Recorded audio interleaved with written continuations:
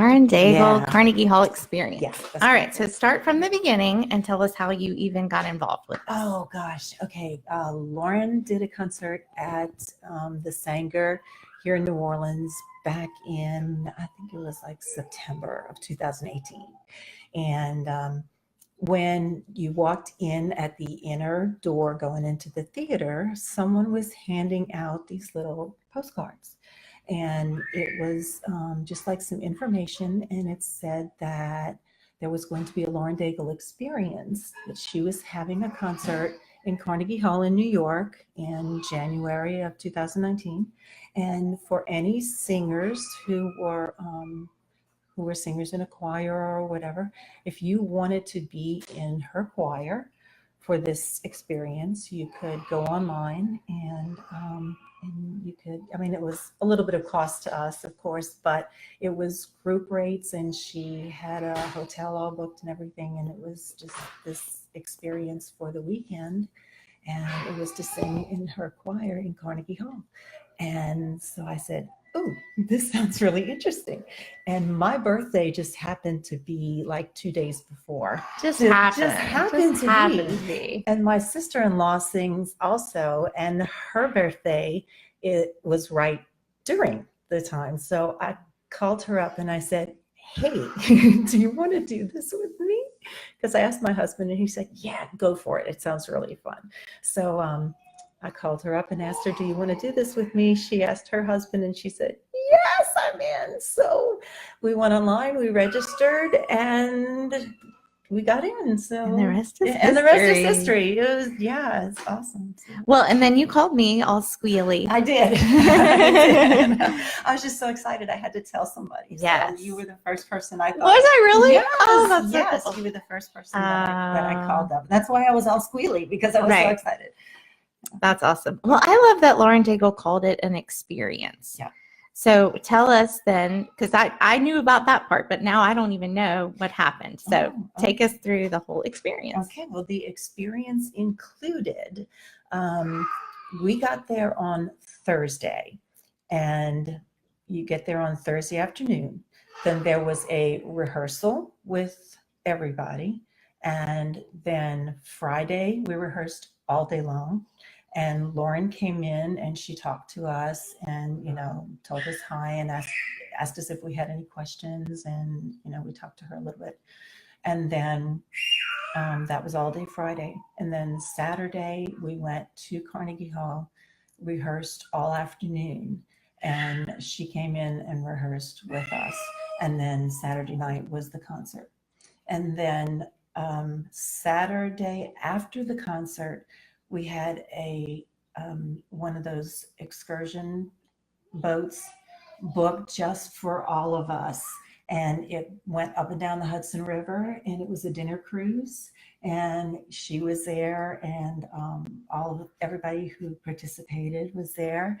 And so we went up and down the Hudson. It was a really nice dinner. You got to be up close with the Statue of Liberty. You saw all of the sights along the Hudson, and it was really nice. So that was a whole lot.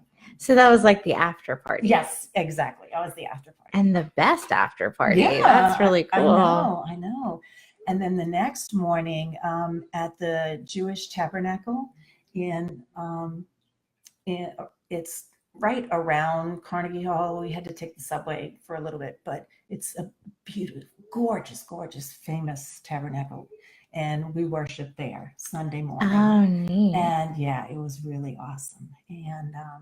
And then we went home Sunday evening. So, wow. yeah, but it was really nice. That's awesome. Okay, so tell us now about the rehearsals.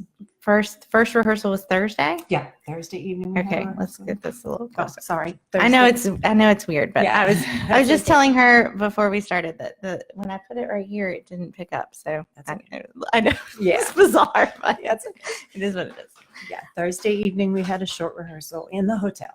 In the hotel. Right. Okay. And this was, how many people would you say in the choir? We had a full 250 people. Ooh. Yeah. And was it a mix of male and female? Male and female, young and old. I mean, I think the oldest person we probably had was probably in their 70s. And then the youngest person, this was the coolest thing. The youngest person we had a girl she was 10. We had a multi-generational family. We had the daughter who was 10, her mom, and then her dad. Oh, so it was it was so awesome for the three of them, all three of them, to be singing. It was really just the sweetest thing. How neat. Yeah, and it was really nice. So and it was a great experience. But well, I'll tell you about my trepidations a little later, but yeah, I was a little intimidated at one thing, but I'll talk about that in a little while. Okay, so so Thursday night was sort of pretty casual. Yes, very casual in the hotel. We just got to meet everybody. They had a huge, one of the ballrooms reserved for us, and it was just everybody stayed seated. We met our director, who also directed the orchestra, and he directed the choir also. Nice. He was fantastic. I mean, he was just wonderful. But our director was just so patient with us. And, I mean, some people ask like dumb questions. Oh, dear. But I tried not to. I didn't ask any dumb questions, but, it was like we were supposed to be familiar and know our music before we got there. And it seemed as though, if you asked that dumb question, did you not look at the music? But it's okay, because he was just the nicest man. He was so sweet. And we got through just a lot of general stuff on Thursday night. And then Friday, we started at 8 a.m. and we did not end until 5 p.m. So it was. And where were you Friday rehearsing? Friday, we were in the hotel. Still in the hotel? We were still in the hotel, yeah. Did they have like a piano there, or how did they? Yes, we had a piano, and we had the man who was playing the piano with the orchestra. And he was playing for us, and I think he's Lauren's pianist. Okay. So he was great. He was great also. And so, what kind of things did they do in rehearsal? Did they do just everybody sing all the time, or what was it like? We went over each and every song. Okay. We went over. He actually had we had rehearsal tracks sent to us. He had that there. But we started with just the piano to make sure that we played each of our parts and everybody knew their part. And then we played the rehearsal tracks and everybody sang to make sure that we had it just right. But there were a lot of things that needed to be ironed out, especially, when we needed to end together and stuff like that. So it's general choir stuff that you go through all the time when you're singing in a choir, and you have music that you just need to pay particular attention to. So, but with 250 people, I had never experienced that many people singing together before. Yeah. So it was like, there's a lot of work that needs to go into getting everybody together. And everybody doing the same thing at the same time. So it was just a lot of particulars. And sometimes the music, the way the music was written, didn't line up to what the conductor had on his tracks. So they had to fix that. And that was the time when it needed to be fixed, because when he was conducting the orchestra, they needed to have that jive with our music, so they had to fix that. So it's a good thing, we were rehearsing such a long day on Friday, because that was the time that they needed to get all that fixed up. So but it's all good. They're professionals. I find that a little reassuring, honestly, that like a production of this magnitude still had little snafus like that. Yeah. That makes me feel a little better. But everything wasn't perfect. And like you said, nothing is ever perfect. You always have things that you need to fix. Yeah. So, but on Saturday, by the time we got to the hall and rehearsed for several hours in the afternoon, it's a gorgeous place. So beautiful. It just has so much history, and the acoustics are perfect. And by the time we got there Saturday afternoon, we pretty much had everything set, and we were just getting everything set with the orchestra. So we would just So rehearsing Saturday with the orchestra. afternoon was in the hall Yes, with in the Carnegie Hall orchestra. with the orchestra. With the orchestra. Right. Wow. And then we got a break. We rehearsed several hours that afternoon, and then we got a break like for dinner. Okay. We left. We could go wherever, back to our hotel, and we had to change and eat. And then we had to be back there for concert started at 7. We had to be back there for 5:30. Wow. Dressed, ready to go. And what did you eat? Because I would imagine I'd be so nervous I wouldn't want to eat. Well, they said don't eat anything heavy. Yeah. And, so we didn't. I had I think some soup and a little salad. So I just ate something light. Well, and one of the things that Julia actually asked as a question for you was, how did you handle the nerves? How do you prepare for something like that? Yeah. Well, truthfully, I'm really glad that we got to go that afternoon and see where we were going to be. And that really helped to calm a lot of my nerves, being there. The choir took up the entire back of the stage. I mean, the whole back, 250 people. Now, were you in were there a lot of rows of you, or how did they arrange you? Yes. We got in our seating position when we were rehearsing at the hotel. Yes. And how did they group you? They put us, what they did was they took all the sopranos, and then they did it tallest to shortest, shortest to tallest, whatever. And then I'm not quite sure why they did it this way, but they didn't put them all together. They sort of put some of them there and some of them over here, and then they took the men and did the same thing. So, but the altos, yeah, this is the most exciting thing. You're so funny. More altos than anything. Yes! That is unheard of. Henry just cheered for you. And I mean way more. Okay. Oh, really? Oh, yes. Way more altos than anybody. I wonder if that has to do with Lauren Daigle having an alto voice. I wonder if as an alto, you're more attracted to alto singers. To her music, yeah. I don't know. Interesting but I was so thrilled. I was so excited. Yes, we had way more of us than anybody else. Wow. Yeah, I say that next time. Yeah, that is huge, especially for our audience. It is. I know.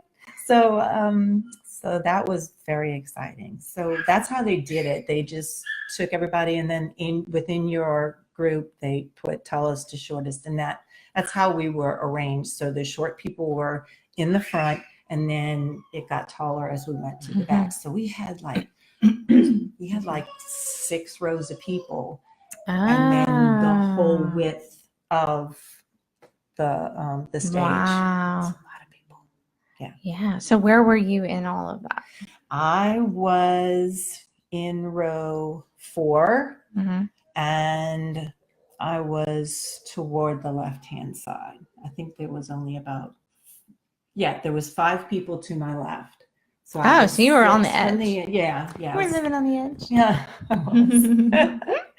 So, but it was cool. So I was surrounded by altos. So I know. You were in heaven. I was. So tell us, you said there was an intimidation, something you were a little scared of. What was that? I thought, I was afraid that we were gonna have somebody that, when we went into rehearsal, that was just going to be really rigid and was just going to rehearse us, and I was going to be left behind and not,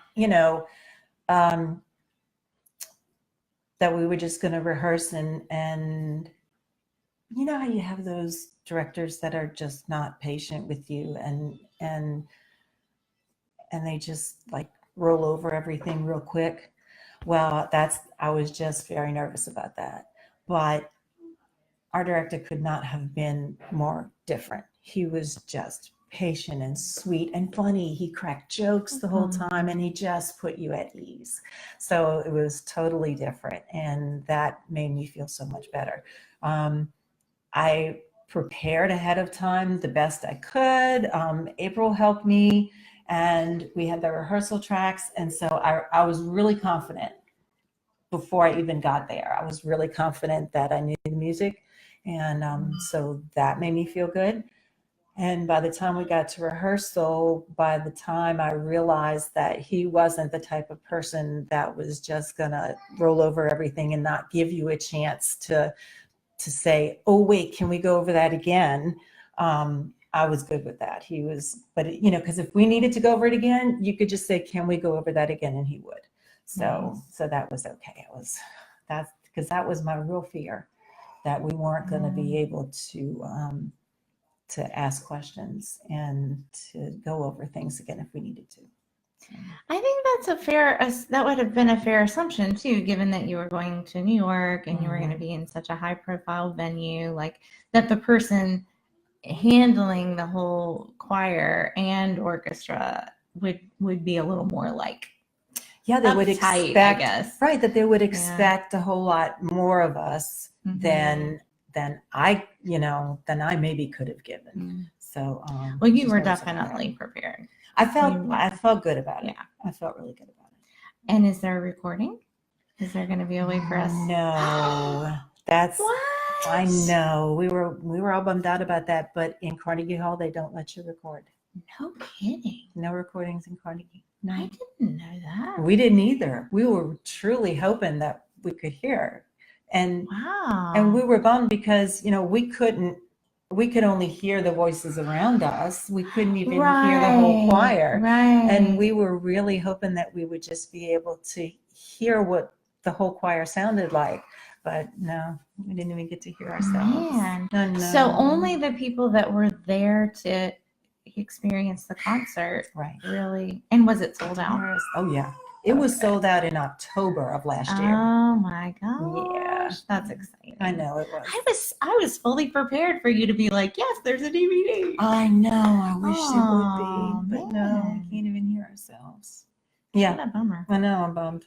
But I will say this. It was so nice during the rehearsal Saturday afternoon at the hall. We were doing her song Rescue. And there's one part where just the choir was singing, and one of her backup singers, after we were done, turned around to us and she was crying. And it got to her that much, just the magnitude of our voices and just that song is so powerful. Yeah. And it was like, oh my gosh, some of us started tearing up. It was just so cool. And that really got to me. That was special for me. What about with the live music when you were rehearsing with the orchestra versus when you had just the piano? Mm-hmm. What was that like? That was pretty neat. There were some times where the conductor needed to stop us because he needed to just get a couple of things, even then get a couple of things straight, before the night's performance. Mm-hmm. But it was really cool because we had never rehearsed with a full orchestra, and it sounded so full, and it just sounded so neat. And then when Lauren came in during like about halfway through rehearsal in the afternoon, and she started off not singing too much, and then she started using her voice because she had to warm it up for the night's performance. It was like, oh yeah, oh yeah, this is gonna sound great. So wow. Yeah. Well, how did you save your voice for the performance? Because that was a lot of singing. It is a lot of singing. So what did you do to? Well, I had brought some tea from home, and when we were back in our room, I drank a lot of tea. I brought a lot of throat lozenges. Actually, our part was just nice and low. So I didn't really strain my voice very much singing. We did a lot of singing, but it wasn't a strain because it wasn't out of my range at all. Mm-hmm. So it wasn't very stressful. But I didn't do a lot of screaming or hollering or anything like that. Right. Even when we went on the Tonight Show with Jimmy Fallon. You just threw that in there. Yeah. See? Well, we went a couple of days early just to have some fun and celebrate both of our birthdays. And so we went on the Tonight Show with Jimmy Fallon. We saw Wicked, which was so good. So we just had some fun, but I knew not to do anything. Right, Yeah. right. So Awesome. I know we had a good time. Well, thank you. I feel like, is there anything else you want to share from the experience? It was, oh, I did want to say that one thing where I did feel a little intimidated when during our Friday rehearsal, when we had our lunch break and stuff, it's just people talking and you just hear people talking. There was one girl or lady, I guess, I figure she was maybe in her 30s, and she was talking to someone else, and the director had asked if anyone had sung in Carnegie Hall before, and a few people raised their hands, which was like, oh, okay, that's cool. And I heard one lady talking to someone else. She had sung at the Metropolitan Opera. And yeah, I went, oh, okay. I'm not intimidated at all. There's other people are like professional singers, and I'm just little old me, but I'm good. I'm okay. I'm just going to do my thing. I'm prepared. I know the music, and this is the experience of a lifetime for me, and it's just going to be awesome. And it was that night, just singing with all those other people and singing that music. It's just it's in your heart, and her music is just so awesome. So I wouldn't have traded it for the world. It was wonderful. Very cool. Yeah. And I think a huge testament to stepping outside your comfort zone and trying something you had never done before. So true. So singing in choir is something you've done a lot of, but singing in a big choir, singing in another venue, and one like Carnegie Hall, singing with a professional, well, I don't know if you want it. Yeah, I guess you would say a professional singer. Yeah. Yeah, that's amazing. I know. So cool. Yeah. I'm trying to think. I don't even know if I've sung with 250 people before. It's a lot of people. It's a big sound. Yes, it is. Very big. I bet that's probably also why maybe you didn't feel like straining your voice, because it was like you're a part of a big crowd. It's not like you have to carry the alto. Exactly. Because I know in your home choir that sometimes is the case. Yeah. You might even overdo it because you're like, come on, people. I know. Sing along. There's only like two of us. So, right. When there's only two altos, you're like, okay. Yeah. But yeah, when there's a lot of you, it's like, okay, I can just relax and just sing. So it was nice. Very cool. Yeah. Thank you so much. No, thank you. I appreciate it. No, I do too. Thank you so much.